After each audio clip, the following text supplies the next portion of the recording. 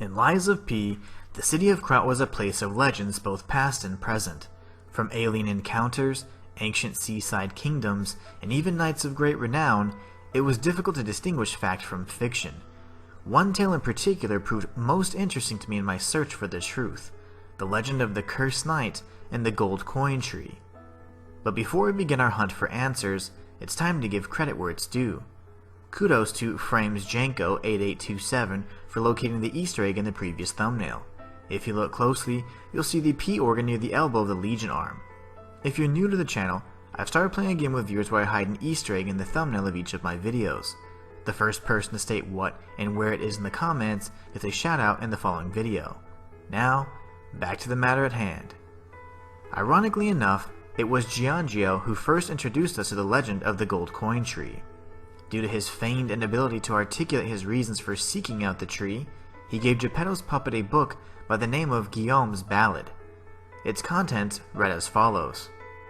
Guillaume, the king's knight, found the shining tree on a rocky mountain. The tree's fruit resembles gold coins, and this fruit is a miraculous blessing for many people who have recovered from different diseases and who have been able to escape the plague. The elated knight built a castle and called himself the Holy Knight. But remember, sojourners, miracles always have a price, no matter how captivating they may be.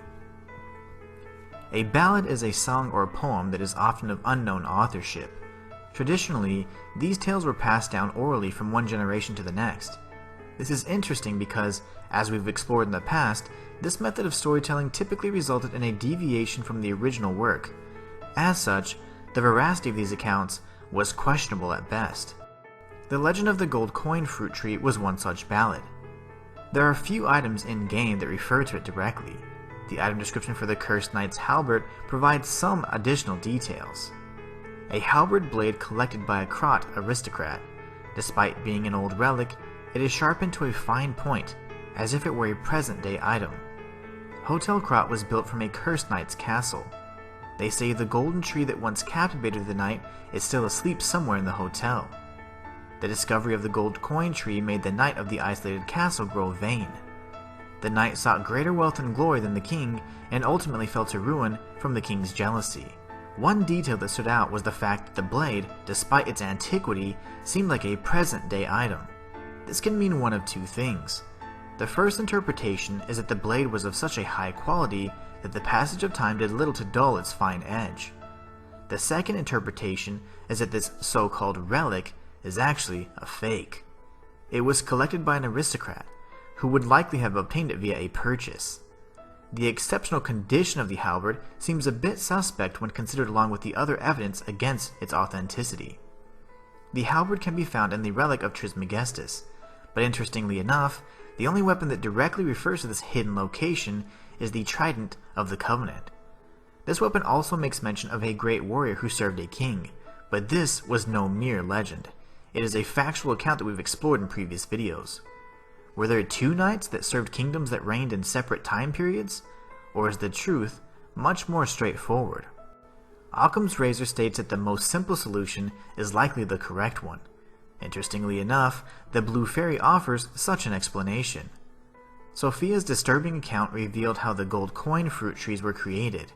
They were not miracles born of nature, but simply the product of the alchemist's utter disregard for the human condition. The trees were actually once humans that had intrinsic ties to Ergo. Because of their unique composition, the alchemists were able to transform these listeners into the deceivingly beautiful gold coin fruit trees. The alleged fruit they bore were actually the tears of the mutated subjects who would serve unwillingly in perpetuity. The transmutation process was evidently quite difficult to perform successfully, considering only a single gold coin fruit tree was present in the entire city of Kraut. This is most likely due to the rarity of listeners. This would elevate the gold coin fruit tree to a mythical status and lead most to believe they were simply nothing more than make-believe.